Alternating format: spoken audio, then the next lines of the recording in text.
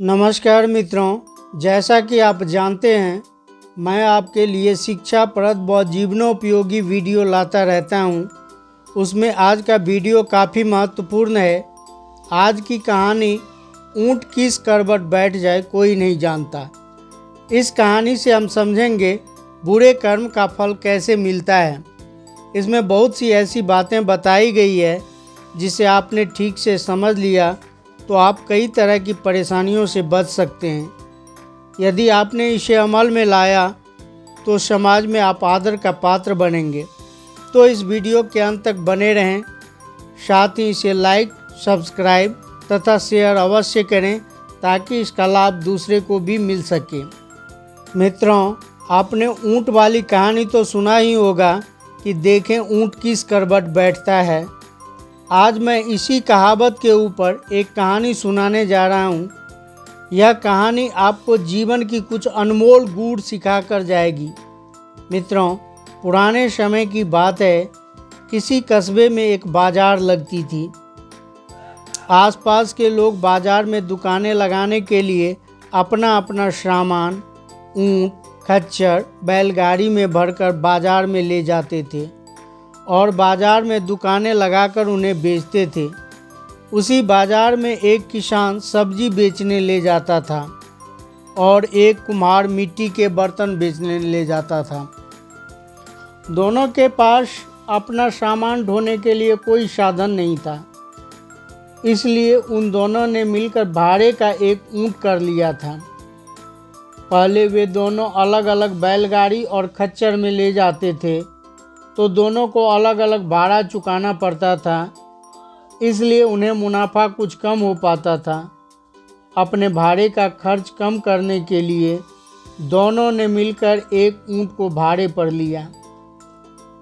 यह सोचकर कि दोनों आदमी का सामान एक साथ बाजार में पहुंच जाएगा और जो भाड़ा बनेगा वह दोनों आदमी मिलकर चुका देगा। ऊँट से सामान ले जाने का आज उसका पहला दिन ही था।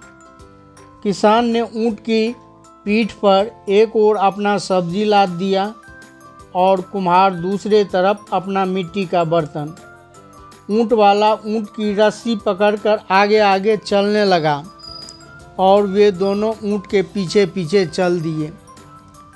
दोनों बड़े खुशी में चले जा रहे थे। कुछ दूर चलने पर ऊँट ने अपनी गर्दन घुमाई तो देखा एक ओर हरे हरे पत्तों वाला सब्जियां लटक रही है। ऊँट की गर्दन तो लंबी होती ही है। ऊँट ने अपना गर्दन घुमाई और खचियों में से सब्जियों के पत्ते तोड़कर खा लिए। किसान को यह देखकर बड़ा बुरा लगा कि ऊँट उसके सब्जियों के पत्ते खा रहा है। उसने ऊँट वाले से कहा, अरे भाई, आपका ऊँट सारी सब्जियों को खाकर मेरा सारा सब्जी खराब कर देगा।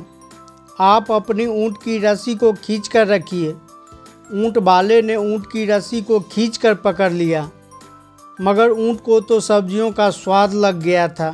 वह कहाँ मानने वाला था। वह बार बार गर्दन घुमाकर खज्जी में से सब्जियां खींच लेता था।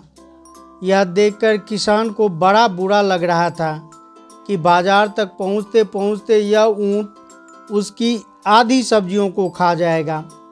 बेचारा किसान तो अपने सब्जियों को देखकर बड़ा परेशान था, लेकिन किसान की सब्जियों को खाता देखकर कुम्हार को बहुत आनंद आ रहा था।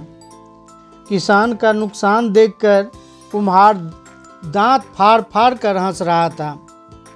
वह किसान का मजाक उड़ाने लगा। अक्सर लोग आजकल यही करते हैं। उन्हें दूसरों का नुकसान देखकर बड़ा आनंद आता है, पर जब खुद पर बीतती है तब सर पीट पीट कर रोते हैं। लोग दूसरे के बुरे में भी अपना सुख तलाशते हैं। ऐसे ही लोग मुसीबत में पड़ने पर बड़े बुरे पछताते हैं। इधर किसान तो अपने सब्जियों को देखकर बड़ा दुखी हो रहा था, पर कुम्हार उसकी मजाक बनाए जा रहा था।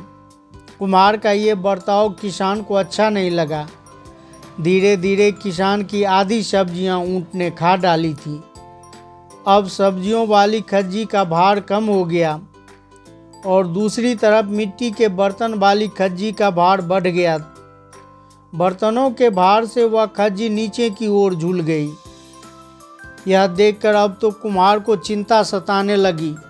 सोचने लगा, अगर ऊंट बर्तनों की ओर बैठ गया तो उसके सारे बर्तन फूट जाएंगे।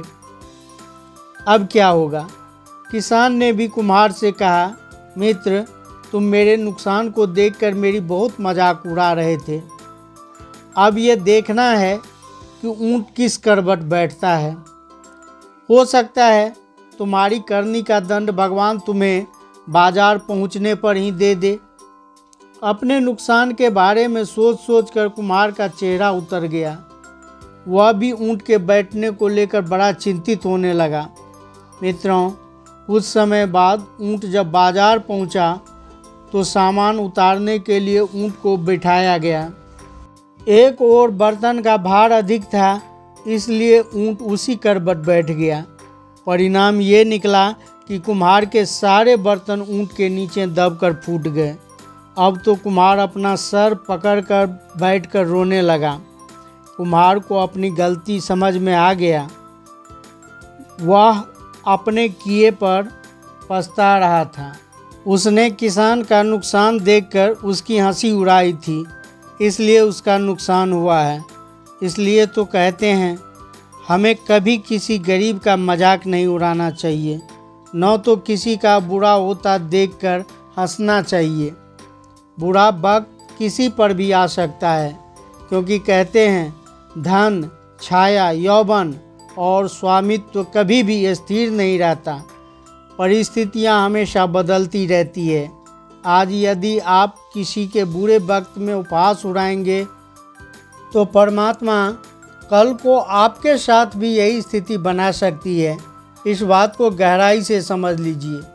मित्रों, इस संबंध में आपको एक कहानी सुनाता हूँ। एक आदमी बहुत परेशान रहता था। बीमारियों ने उसके शरीर को घेर रखा था, पर वह इलाज कैसे कराता, चूँकि उसके पास पैसे ही नहीं थे। उसकी गरीबी यहाँ तक पहुँच गई थी कि उसने कई दिनों से खाना तक नहीं खाया था। एक दिन हिम्मत करके जैसे तैसे करके उठा और एक बड़ी हवेली तक पहुँचा। ये हवेली एक ऐसे आदमी का था जिसका रोजगार बहुत बड़ा था और जिसके पास सारे संसाधन थे। उस परेशान ने ज़ोर ज़ोर से आवाज़ लगाई और अपनी बीमारी तथा भूख का बखान किया। उसकी पुकार सुनकर हवेली का मालिक बाहर निकल कर आया और गुस्से से बोला, क्यों रे, भीख मांगते तुझे शर्म नहीं आती? भगवान ने तेरे इतने अच्छे हाथ पैर बनाए हैं, कमा कर क्यों नहीं खाता? परेशान आदमी ने कहा, सेठ जी, आपकी बात बिल्कुल सही है। कमा कर खाने में ही आदमी की शोभा होती है, परंतु लंबी बीमारियों की वजह से मैं बहुत मजबूर हो गया हूँ। वैसे तो सारी उम्र अपने पसीने की कमाई खाई है। हवेली के मालिक को दया के बदले उस पर गुस्सा आ गया और उसने उसे बहुत भला बुरा कहा। उस आदमी में कहीं और जाकर भी सहायता मांगने की ताकत नहीं थी, इसलिए वह बार बार गिड़गिड़ा कर उस सेठ से ही सहायता मांगता रहा। इस पर हवेली के मालिक को और भी गुस्सा आ गया। उसने अपने नौकर को हुक्म दिया कि इस गंदे आदमी को अपनी हवेली के सामने से हटा दे। मित्रों, सेठ की आज्ञा में बंधा हुआ नौकर उस गरीब लाचार आदमी को धक्के मारकर हवेली से बाहर कर दिया। धीरे धीरे समय बदला, परिस्थिति बदली, कई वर्ष बीत गए। एक दिन की बात है, एक बड़ी हवेली के सामने एक आदमी ने रात के समय पुकार लगाई, मैं बहुत भूखा और परेशान हूँ, साहब मेरी मदद करो। हवेली के मालिक ने अपने नौकर को बुलाकर कहा, देखो तो भाई, कोई भूखा और परेशान आदमी मालूम पड़ता है। एक काम करो, उसे अंदर बुलाकर ढंग से खाना खिला दो। यदि उसकी कोई और भी ज़रूरत हो तो उसे भी पूरा कर देना। मित्रों, नौकर ने उसे बरामदे में बैठाया, तब उससे उसकी ज़रूरत पूछा। उसने कहा, मैं 2 दिनों से खाना नहीं खाया हूँ। इस समय खाना ही मेरी सबसे बड़ी ज़रूरत है। नौकर ने उसे भरपेट खाना खिलाया और खाना खिलाते खिलाते नौकर की आंखों में आंसू आ गया। मित्रों, अपने आंसुओं को लेकर वह हवेली गया। उसके मालिक ने नौकर की आंखों में आंसू देखकर बोला, तुम क्यों रो रहा है? नौकर ने कहा, मालिक, जिसे आपने खाना खिलाया है, कुछ साल पहले यह बहुत बड़ी हवेली का मालिक था और अपने शहर के बड़े आदमियों में गिना जाता था। उन दिनों मैं इनके पास नौकरी करता था। आज इसे दर दर का भिखारी देखकर मेरी आंखें भर आई, और कोई बात नहीं। तब मालिक ने नौकर से कहा, हे भाई, तूने उस हवेली के मालिक को तो पहचान लिया, पर मुझे नहीं पहचाना। देख मेरी तरफ, मैं वही भूखा और बीमार आदमी हूँ जो उस दिन इसी सेठ के दरवाजे पर मदद मांगने के लिए गया था, पर इसके कहने पर तुमने मुझे धक्का देकर वहाँ से हटा दिया था। बदला कभी नहीं छूटता। मनुष्य को कभी अपने बड़े होने का अभिमान नहीं करना चाहिए। मित्रों, यह कहानी तो पूरी हो गई। जिंदगी का सही रास्ता ना तो ये है कि जब हम सफल हो जाएं, धनी बन जाएं, श्रेष्ठ पद पर बैठ जाएं, तो घमंड से फूले न समाएं, और न ही सही रास्ता यह है कि जब हम असफल हो जाएं, बुरा वक्त आ जाए तो हम घबरा जाएं, हिम्मत हार बैठें। वास्तविक सही रास्ता तो ये है कि बुरे वक्त में भी हिम्मत से काम लें, अपने अंदर धैर्य बनाकर रखें और अच्छे वक्त में किसी का तिरस्कार करने के बजाय हम उसकी मदद करें जो उन दिनों में बुरे दौर से गुजर रहे हों। वक्त रूपी ऊंट किस करवट बैठ जाए किसी को पता नहीं होता। समय रूपी पहिया किस दिशा में चल पड़े किसी को मालूम नहीं है। इसलिए तो कहते हैं, आपके पास परमात्मा ने सुख दिए हों तो उन्हें पाकर कभी उन्मत्त मत होना। खासकर इन 7 चीज़ों को पाकर कभी उन्मत्त नहीं होना चाहिए। पहला विद्या से, दूसरा शूरवीरता से, तीसरा धन से, चौथा बड़े कुल से, पांचवा बल से, छठा सम्मान से और सातवां क्रोध से। इन 7 से उन्मत्त होकर जो कुछ करता है तो वह अपना ही नुकसान करते हैं। पहला, विद्या से उन्मत्त व्यक्ति अपने शुभचिंतकों के उपदेश को नहीं मानता और अपने साथ होने वाले अनर्थ को भी परोपकार के समान समझता है।